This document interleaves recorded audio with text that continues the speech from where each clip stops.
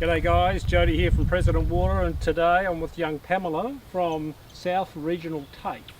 And we're doing a grow trial on tomatoes, and we've put a couple of vortex devices in, one with a carbon filter in front of it to address the chlorine, the other one just by the vortex device by itself, and then we've got a controlled bed down the end here running town water. What we're hoping to see is the difference it makes using the high energy water in yield. We've also wound back the amount of water we're using on these two beds with a controller as a water saving trial. So these are wound back probably 50%, would be my guess, is where they're at when you look at them visually. The soil beds, exactly the same media, exactly the same plants. You know, you're going to water them go-go juice, but you put mulch and compost on top, just a little layer on top. Yep. And it's going to be an ongoing little experiment to see what yield increases we get. I'm fairly confident that the bed down here will do the best.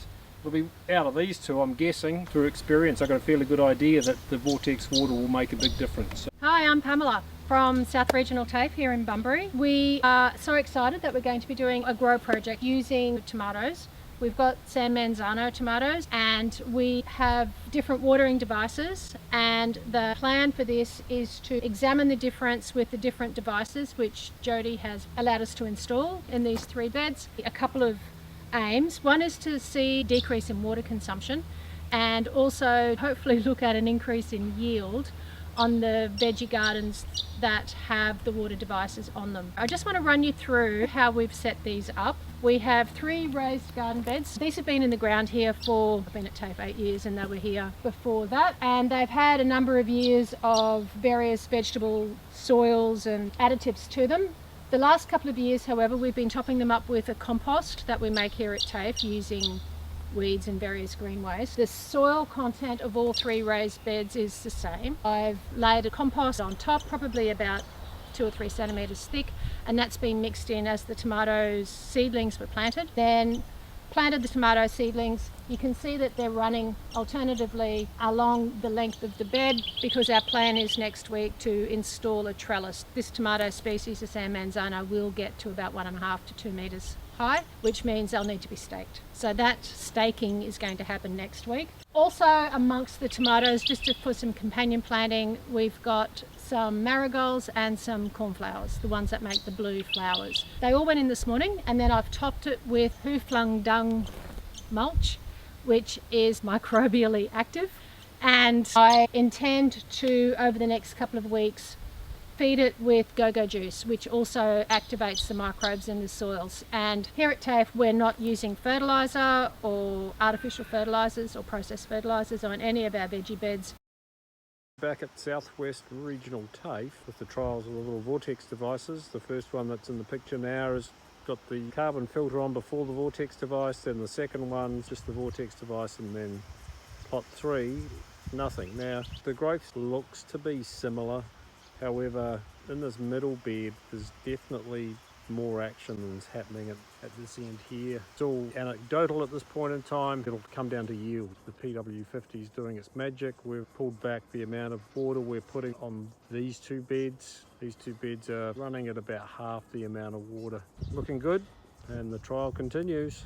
Here's our trial. It is the 22nd of November. Let's have a look at the tomatoes, which are hidden. The flowers we put in have gone mental. I actually did thin some yesterday, but you can't tell. So this is the bed with the Vortex generator and the filter.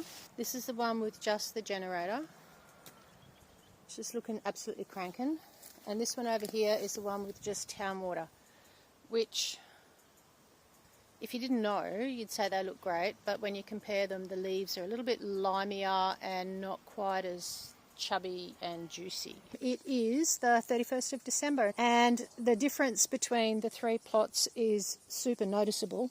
So let's have a look. I haven't picked anything yet, and we haven't looked at yields or weighed anything, but we're just looking primarily at the difference in how robust the plants are between the 3 beds. So this is the first bed we're looking at. This is the bed that's just town water. It's got no vortex generator and no filter. And this is the tomato bushes. You can see the companion planting plants are still here. We've got, I think this is the mustard and some marigolds. And it's got heaps and heaps of tomatoes, as you can see on it. Some ripe ones, which I'll pick in a minute once we're finished filming. All right, so this is this bed. The biggest difference I can see is the plants themselves. The stems are skinnier, and this bed of tomato plants, remember there was only 4 tomato plants in each bed. This bed of tomato plants was quicker to produce flowers, quicker to produce fruit, the tomatoes, and the tomatoes have ripened. It's almost like it had a much shorter window in order to get the tomatoes out and ready for harvest. Moving on to the next one. This is the bed that just has the Vortex Generator, and look, I don't know if height's a thing because they're sort of loosely staked. This also has heaps and heaps of tomatoes on it. Now remember, all beds have had the same treatment. So we've got some ripe tomatoes going on here. We've got bunches and bunches of green ones. Once again, lots of companion plants. We've got some tucked down here, so I'm going to have a really good look. A couple of weeks ago, so probably 3 weeks ago, I put some sifted compost on each of the beds and watered it in with some go-go juice. So they've all had exactly the same treatments, but to me, and looking at it in true life, I can see that the stems of the tomato plants are more robust and stronger on this bed here. This is the bed with just the Vortex Generator. All right, moving over to the third bed, and this has the Vortex Generator and the water filter. There's a remarkable difference in the colour of the plants, of the leaves. They're far more green. The chunkiness of the stems of the tomatoes, and the actual size of the tomato plants themselves. This bed was much slower to make fruit, and it's got some ripe ones, as you can see, and it also has a lot of developing plants. Interestingly enough, this bed had blossom end rot. Oh, here it is, to show you. Where is it? Blossom end rot, which is a calcium deficiency in the tomatoes. Now, the other 2 beds didn't appear to have any. We've got a bit more here. And it was mostly up this end, mostly this tomato plant on this end of the bed. So 2 weeks ago, I gave them a foliar calcium application using a product called Zeolite, and it's supposed to remedy the blossom end rot, which is, like I said, a calcium deficiency. So we've got a bit of that going on in this bed. My guess would be, because of the vigorous growth on this bed, that it needed, its nutrient uptake was obviously higher, and it probably needed more regular fertiliser applications. Here we are back at South Regional TAFE in sunny Bunbury, WA, and I'm with the beautiful Pamela. Late September last year, we started a grow trial just to see how much of a difference Vortex generators would make, and so we're using city water, which is chlorinated, of course, and so there's one control bit. So there's 3 beds with each had 4 San Marzano tomato plants in them. Yeah, that's right. One bed's only got town water. One bed had just the Vortex generator, the PW50, little plastic ones, and then we put a filter on before, on the last bed, a filter with a Vortex device, and the results have been absolutely mind-blowing. I thought that there would be a significant difference, but the actual difference between the 3 beds has been mind-blowing for me. I've had so many people comment and go, oh my goodness, where can I buy one of these things? We're probably looking at close to a 300% increase in yield with the bed with the filter and the Vortex generator compared to the other 2. And as Jodie explained to me earlier, having the filter that takes out the chlorine or out of the chlorinated water, which would then go on to kill a lot of the soil microbiology, is what we imagine is the biggest reason for that difference. Yeah, so there's a significant difference between, you were telling me, between the second bed that had the Vortex device and the first bed which had just town water, our beautiful Bunbury and town I water. think it's, we'll do the numbers later, we'll put them in the in the bits and pieces, but I think it's round about 25% better, which is significant, right? Yep. However, on this bed at the end, it's almost a 300% increase. wow, compared to the other two, which was just mind-blowing as far as I'm concerned. So Pamela, we got to make lots of sauce. Be fair to say that Pamela might have been a little bit of a skeptic before we and here's the thing, I'm open to it. Yep. I expected there to be a difference. I just didn't expect it to be that significant. I thought there might have been a few kilos between it, but just off the top of my head, we've had over 40 kilos of tomatoes picked from just this one bed, compared to, I think it was 17 and 12 or thereabouts respectively. So that in itself just speaks volumes about what's happening when you put high energy water, and it's just like the water can do more work when it's got more energy, and that's what vortex generators do. And we didn't fertilise. No. We didn't put any synthetic fertilisers on any of the beds, so this is purely soil microbiology that's going on here. None of the NPK, none of the stuff you get from the big green sheds or any of those places.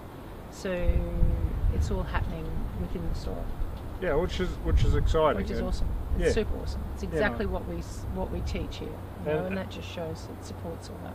Yeah, and even the difference in the quality of fruit, which you'll see in some of the photos, that at the size and the colour, was significant. Significant. So, next year we'll probably tighten up the parameters and put some more bits and pieces in there. I think knowing what we know now, so doing this trial just to see what happened and where the variables that were, unforeseen or introduced as it was going along happened, but also the results. And I think just keeping up, and I think I said in a previous video, keeping up with the calcium in the soil and having the microbes available that release that calcium back to the plants was something I didn't anticipate because of the higher growth rates on this bed with both devices on it, which ended up causing a bit of blossom end rot, which is this constriction at the end of the tomato that you see here. Perfectly edible, still it's just a deformity which they wouldn't sell in the shops if you were doing this on a commercial scale. But knowing that, and now I would probably look at treating the soil or investigating what needs to be done to the soil on a more regular basis to support the growth, the rapid growth of these plants. Yeah. So it was good, like just doing the trials to see, doing minimal stuff to see exactly what happened. First year out. First year out.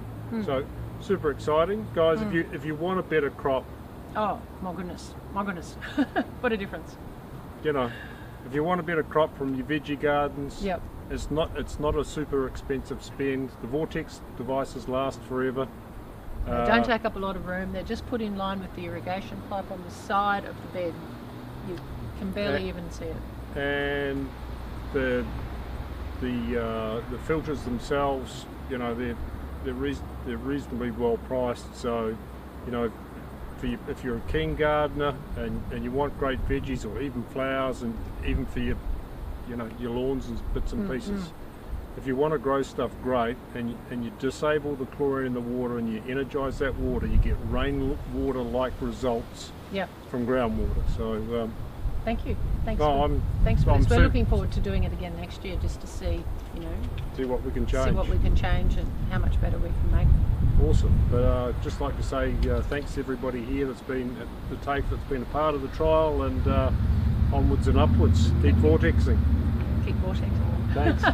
See you later.